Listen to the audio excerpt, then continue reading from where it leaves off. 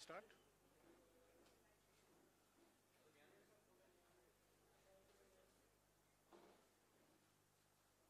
नमस्कार साथियों, आज आपको डॉक्टर अभिषेक मनु सिंघवी जी और राजस्थान के मुख्यमंत्री अशोक गहलोत जी संबोधित करेंगे। पहले सिंघवी साहब संबोधित करेंगे, उसके बाद में Ashok Gehlot ji.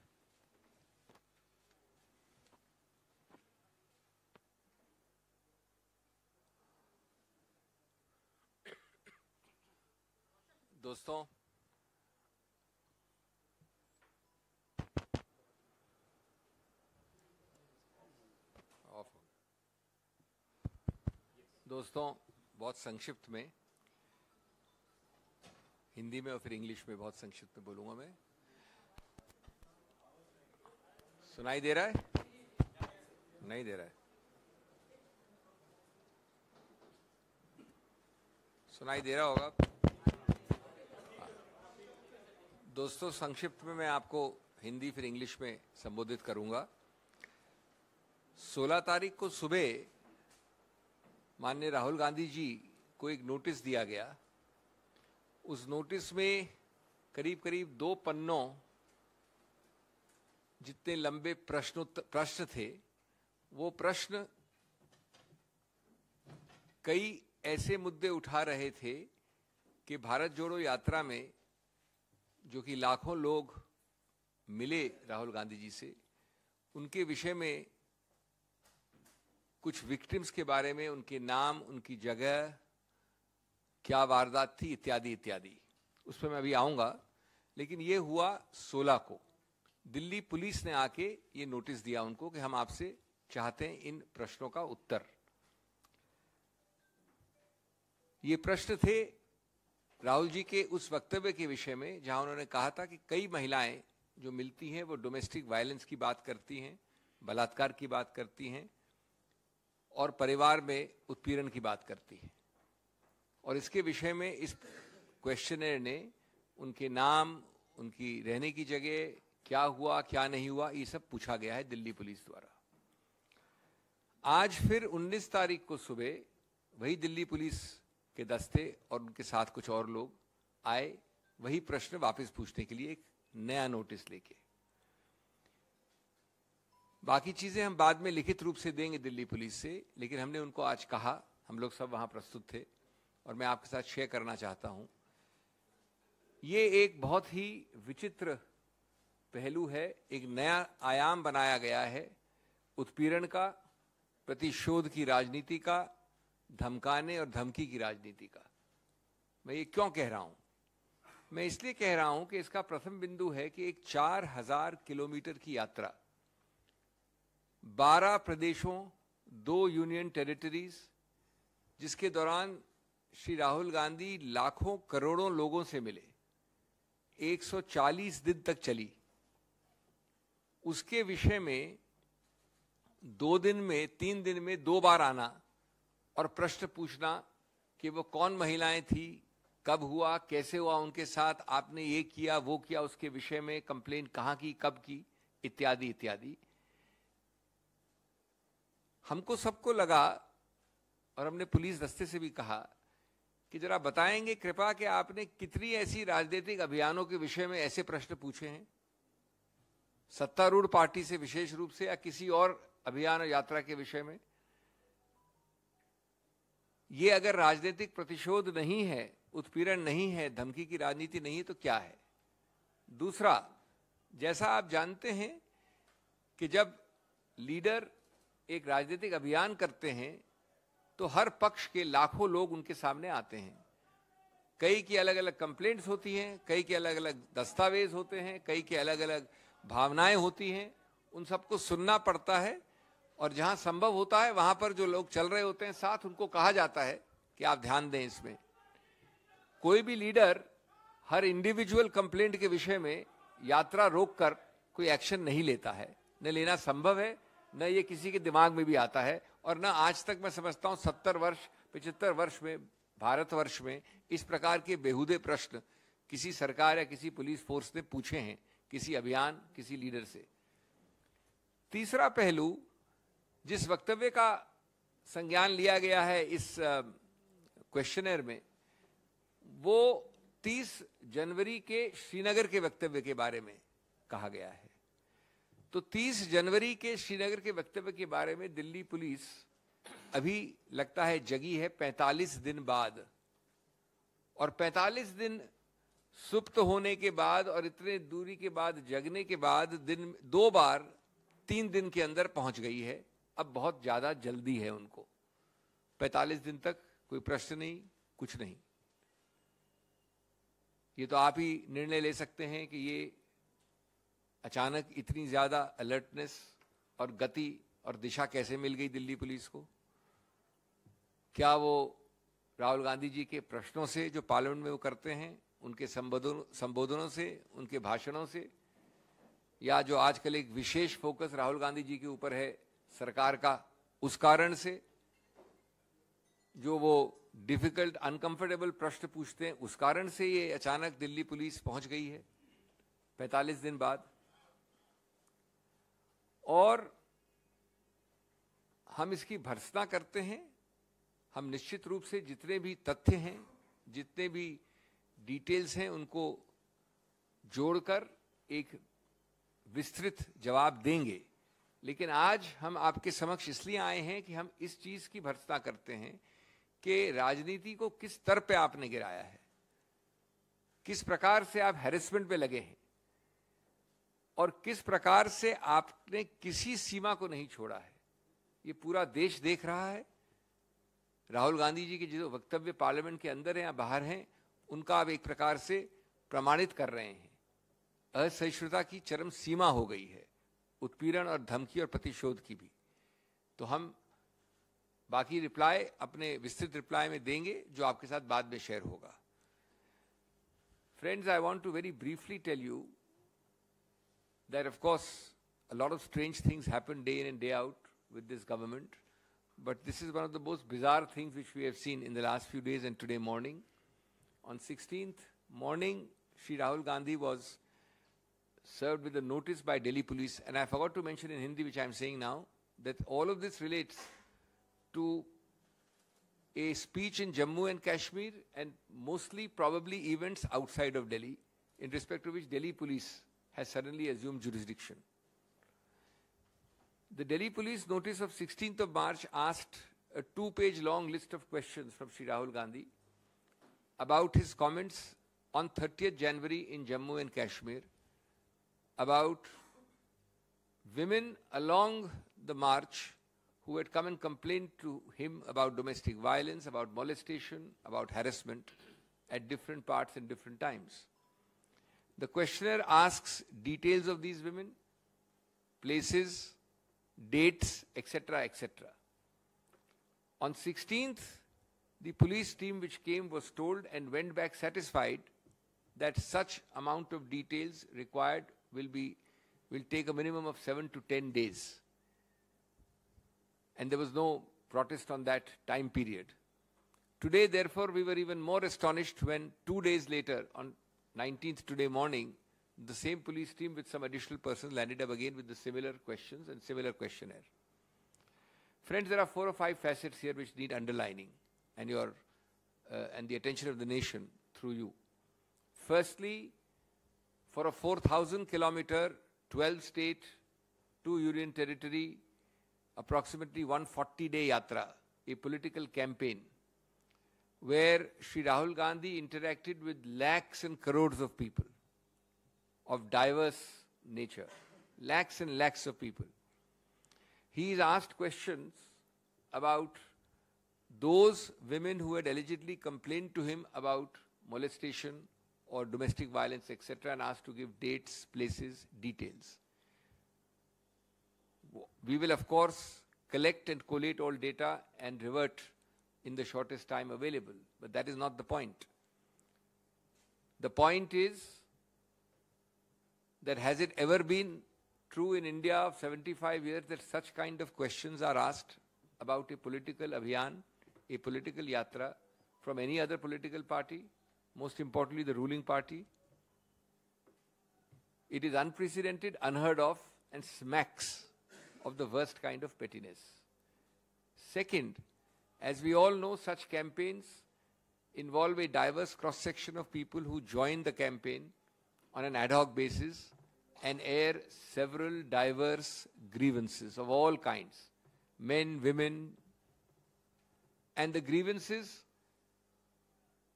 are listened to with sympathy, and where possible it is passed on to the people walking along, or they are advised to take appropriate action. I don't think any political leader in a campaign is expected to stop instantly and seek recourse to law on the basis of the several interactions and complaints and things told to him during the campaign. That is why we are very clear that it smacks of the worst kind of political vendetta, harassment, the politics of threat, intimidation.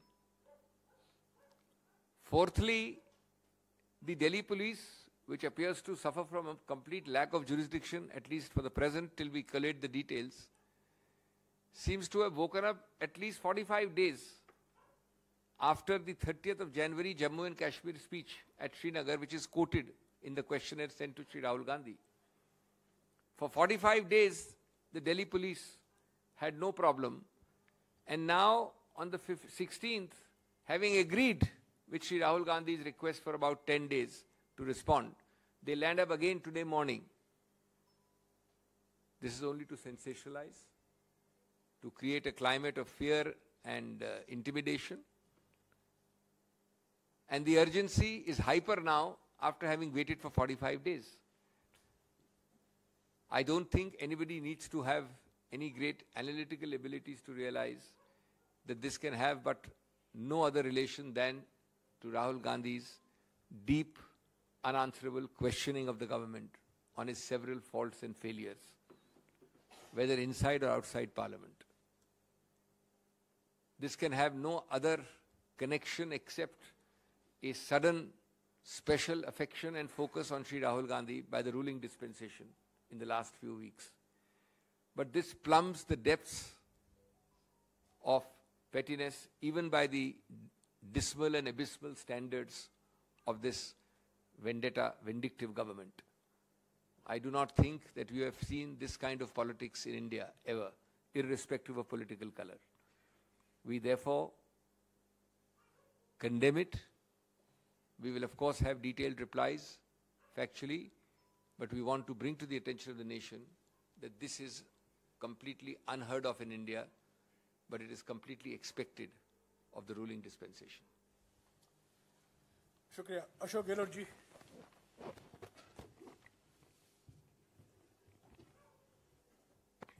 अभी अभिषेक मनु सिंह जी ने सब बात आपको विस्तार से बताई।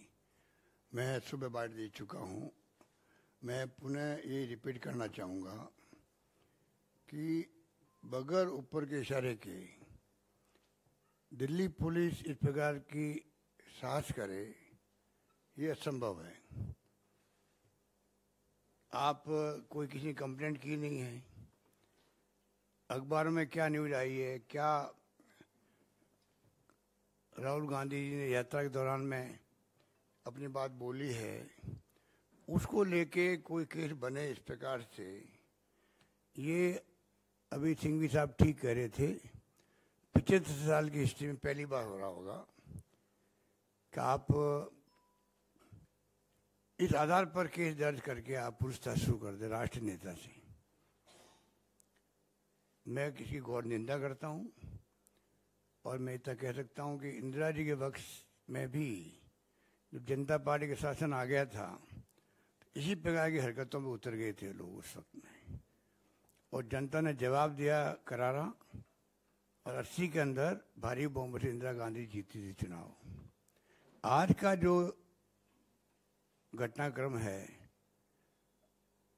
ये कल्पना के बाहर है कि आप किस प्रकार से बिना कोई कारण के 3 दिन के अंदर अंदर वापस जाके पूछताछ करो, जबकि राहुल जी कह चुके थे कि 8-10 दिन के अंदर मैं जवाब ही दे दूंगा।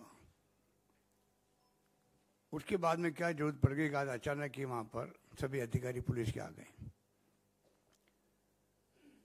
हिटलर जो था वही पहले बहुत लोकप्रिय हुआ था, उसके बाद में वहां की जर्मनी की स्थिति बनी है। इस देश में लोकतंत्र खतरे में है। अगर मैं अभी बोल रहा हूं तो पूरी दुनिया सुन सकती है, इंटरनेट का जमाना है। राहुल गांधी वही बोले जो लंदन में जो यहाँ बोले थे, यहाँ बोलते थे या बोले हैं, बोलेंगे। हम छोड़ने वाले नहीं इनको, इनकी हरकतों को छोड़ने वाले नहीं है, ये तानाशाही प्रवृत्ति को छोड़ने वाले नहीं है। जनता के बीच में जाएंगे।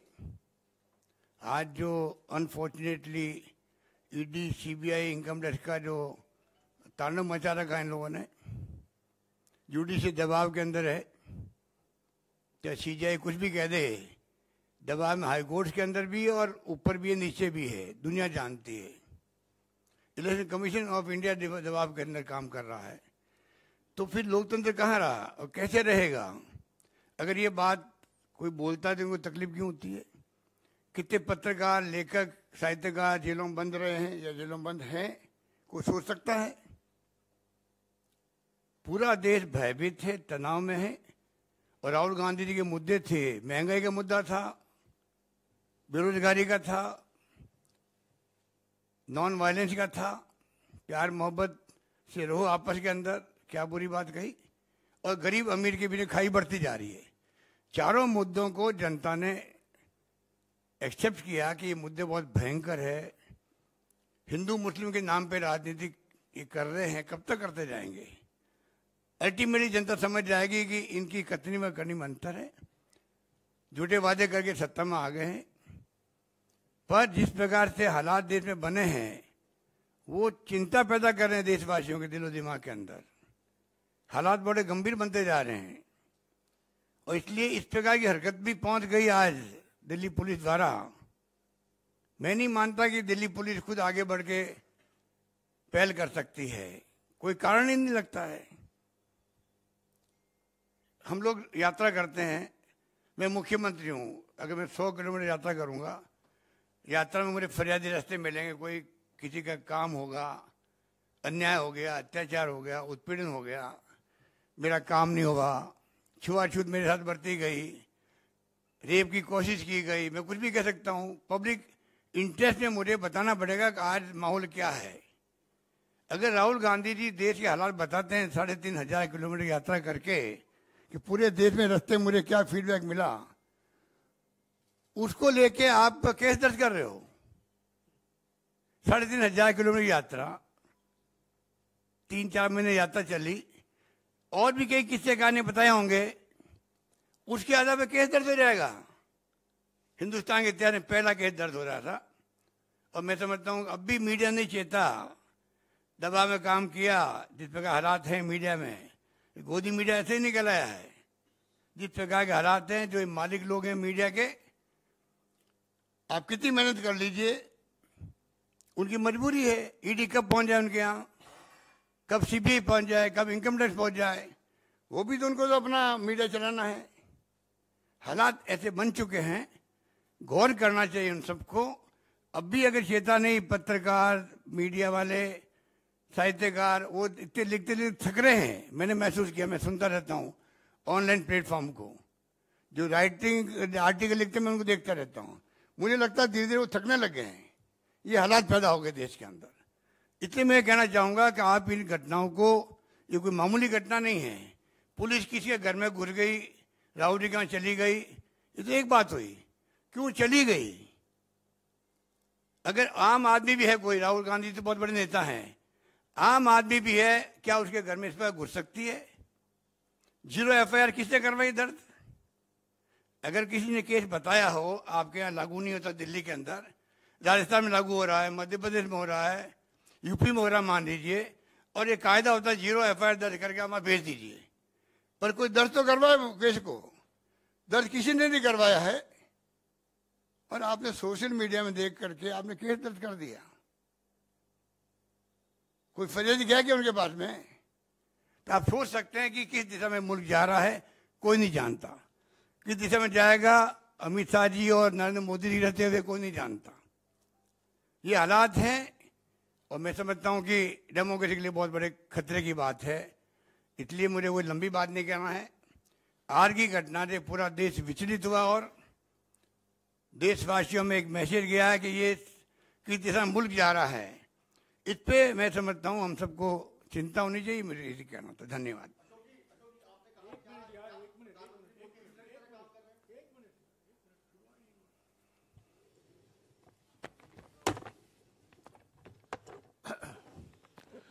साथियों, अभिषेक सिंघवी जी ने और अशोक गहलोत जी ने आपको विस्तार से कहा है कि ये जो मिसाल है, जो घटना है, मोदी सरकार की प्रतिशोध, धमकी और डराने की जो राजनीति है उसका एक मिसाल है। मैं एक बात इससे जोड़ना चाहता हूं कि ये जानबूझकर किया जा रहा है ताकि जनता का ध्यान, देश का ध्यान, पार्लियामेंट का ध्यान अडानी घोटाले से और कहीं ले जाया। जब से 16 पार्टियों ने एक होकर, एकजुट होकर जेपीसी की मांग की, जब से राहुल जी ने करीब 50 मिनट तक अडानी घोटाले पर लोकसभा में अपनी बात रखी, तब से ये रणनीति अपनाई है मोदी सरकार ने, मंत्रियों ने। उनको बदनाम करने में लगे हुए हैं। जो उन्होंने कैम्ब्रिज में और लंदन में कहा है उसको गलत तरीके से उससे अर्थ निकालने के, तोड़ मरोड़ कर ये कह रहे हैं कि उन्होंने ये कहा है, वो कहा है, जबकि हमारे पास सबूत है और जो हमने सोशल मीडिया के द्वारा जनता के सामने भी रखा है कि उन्होंने बातें नहीं कही हैं, जो इल्जाम लगाए जा रहे हैं। और उनको स्पीकर से निवेदन के बावजूद बोलने नहीं दिया जा रहा है लोकसभा में। तो ये एक रणनीति है ताकि हेडलाइन, ताकि ध्यान, अटेंशन सब अडानी घोटाले से हटे और कोई मुद्दा आए। ये रणनीति सफल नहीं होगी। 16 विपक्षी पार्टियां एकजुट होकर ये मांग जो कर रहे हैं पिछले कुछ दिनों से, ये बरकरार रहेगा। और जब तक ये धमकी, प्रतिशोध और उत्पीड़न की राजनीति चलेगी, तब तक जो गृहमंत्री कहते हैं मिडिल पाथ, ये मिडिल पाथ बिल्कुल असंभव है। हाँ जी।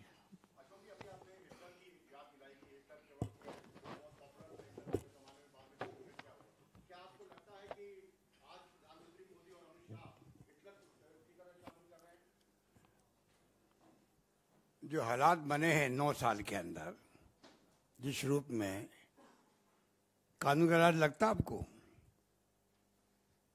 जिस प्रकार से घुस जाते हैं ईडी वाले घरों के अंदर, इनकम टैक्स वाले पड़े रहते हैं वहीं पर, निकलते नहीं हैं। वो के ऊपर से आदेश आएगा तब निकलेंगे हम तो। सीबीआई वाले घुस जाते हैं घरों के अंदर। हो क्या रहा तमाशा। और एक नया मॉडल शुरू कर दिया अमित शाह जी ने सरकार गिराने का।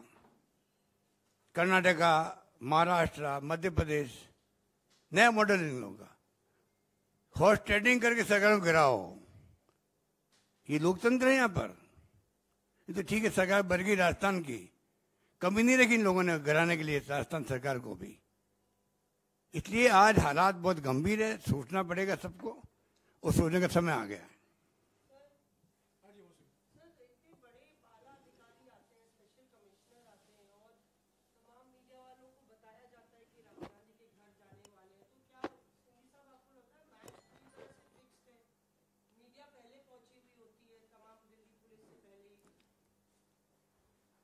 जाहिर है दिल्ली पुलिस का प्राथमिक दृष्टि से इसमें कोई अधिकार क्षेत्र भी नहीं बनता है।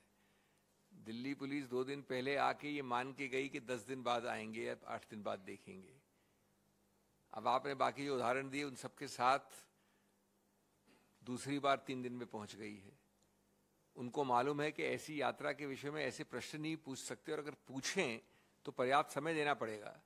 उनको ये भी पूरी तरह से मालूम है कि जो उन्होंने खुद लिखा है वो 45 दिन पहले की घटना है।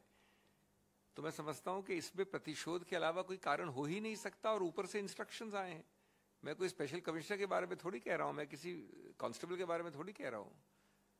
ये तो सीधे ऊपर से इंस्ट्रक्शन आते हैं। मैं तो उनकी गलती भी नहीं मानता, जब गलती तो उनकी है जो उनके मास्टर्स हैं।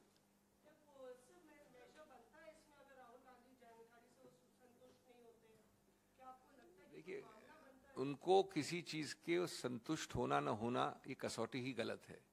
उनको जो करना है वो करेंगे, वो पूर्व निर्धारित है। आप समझते हैं कि मेरिट्स के आधार पे वो करते हैं, लेकिन हमको इससे कोई भय नहीं है, क्योंकि हम जानते हैं कि कानून भी क्या है, हम जानते हैं कि हमारे अधिकार भी क्या है, और हम जानते हैं कि हमको क्या लिख के बताना है। लेकिन इसका पूरा संदर्भ देखिए, कभी ऐसा हुआ है जिस प्रकार की बेहुदा बात के बारे में हम बात कर रहे हैं कि यात्रा में आप चल रहे हैं उसके बारे में प्रश्न पूछे आपको कि कौन मिला, किसने क्या कहा, कौन है वो, क्या नाम है उसका, कहाँ रहती है, ये तो अद्भुत चीज है। एक बात मैं कहना चाहूंगा, ऊपर से इंस्ट्रक्शन नहीं आते खाली, साथ में मॉनिटरिंग भी होती है। बहुत जरूरी है। जब आप कह रहे हैं कि एक राजनीतिक लड़ाई है और आप उस दौर से निकल कर आए जब आपने इंदिरा गांधी का जमाना भी देखा, आप उसका जिक्र कर रहे हैं, तो आप इस राजनीतिक लड़ाई को कैसे लड़ेगी कांग्रेस पार्टी? सिंघवी साहब बैठे हैं, बता रहे हैं लीगल लड़ाई कैसे लड़नी है, क्या ऑप्शन है, लेकिन राजनीतिक लड़ाई को आप कैसे लड़ेगी? क्योंकि राहुल गांधी के घर पे पुलिस का पहुंचना, राहुल गांधी को नोटिस देना, ये कोई आम बात नहीं है। जो आप सब लोग भी वहां पहुंचे और आमने सामने की ये बात है, आप लोग कह रहे हैं मॉनिटर का होता है, खाली मॉनिटरिंग भी होती है, तो आप लड़ाई कैसे लड़ेंगे? देखिए, ये आपने ठीक कहा, ये मामूली घटना नहीं है, ये मामूली घटना नहीं है। मैं तो अगर आम नागरिक के यहाँ भी जाते इस प्रकार से, उसको मैं मामूली घटना नहीं मानता। कानून सबके लिए समान होता है। पर सवाल इस बात का है कि गए क्यों और केस क्या है, जिसके लिए सिंघवी साहब ने बताया आपको। जब केस बनता ही नहीं, कोई स्टेटमेंट देते हैं, मान लो पॉलिटिकल मंत्री देता है, मेंबर पार्लियामेंट देता है, एमएलए देते हैं, भाई कि ये हालात है, विपक्ष के राज्यों में रहते हैं, हम क्या बोलते हैं, ये तो बोलते हैं। अगर एमएलए एमपी दूसरे राज्यों में जाएंगे जहाँ के एमपी नहीं है, वो अपनी पार्टी के आदेश पर वो जाके अगर राहुल गांधी की तरह बताएंगे कि राजस्थान में देखिए ये मैंने सुना, ये सुना, ये सुना, क्या राजस्थान की पुलिस उनके ऊपर केस दर्ज कर देगी? कोई जवाब है इनके पास में? ये जो परंपराएं डाल रहे हैं, इसके आधार पर मान लो कोई केंद्रीय मंत्री राजस्थान में दौरे में आया और वो दौरे उसने किए और दौरे करके बताया था, देखो मैंने सुना आज तो वहां तो रेप के कोई परवाह नहीं करी सरकार ने, छुआछूत हुआ तो परवाह नहीं करी, बच्ची के साथ रेप हो गया तो गैंग रेप हो गया, कोई नहीं किया। तो क्या हमारी सरकार उस केंद्रीय मंत्री को नोटिस देगी, केस दर्ज करेगी दिल्ली की तरह? बताइए वो कौन लेडी आपको मिली, कहाँ मिली थी, कितने बजे मिली थी, क्या नाम था उसका? ये परंपराएं डाल रहे हैं, ये में खुद में फंसेंगे लोग।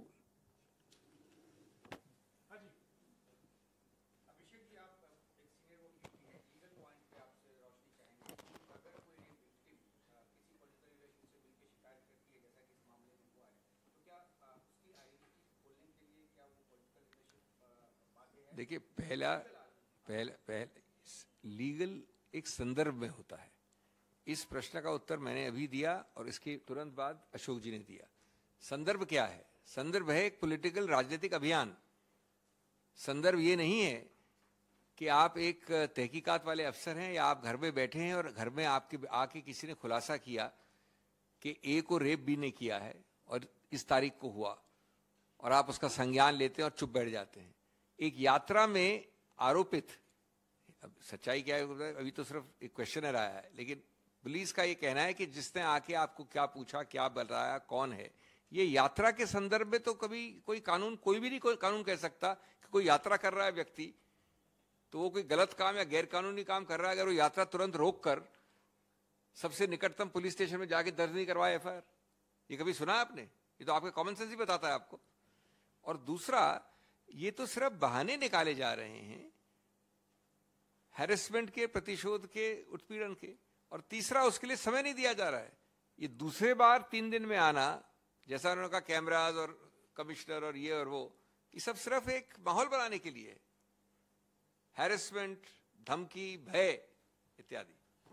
तो संदर्भ देखना जरूरी है, कानूनी सिर्फ नहीं होता, संदर्भ में होता है वो।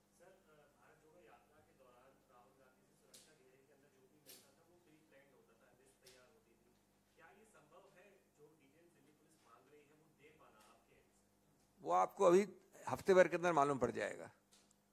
हफ्ते भर 10 दिन जो मांगा गया है, मैं ऐसे नहीं कहना चाहता, आप थोड़े आश्चर्यचकित भी होंगे, लेकिन अभी हम सिर्फ इतनी बात कर रहे हैं, हम डिटेल्स की बात नहीं करेंगे अभी, हम सिर्फ इतनी बात कर रहे हैं कि ये प्रश्नोत्तर वाला जो क्वेश्चनर है यही पूरी तरह से अवैध है, राजनीतिक प्रतिशोध की चीज है और इसका कोई भी आधार नहीं है। शुक्रिया।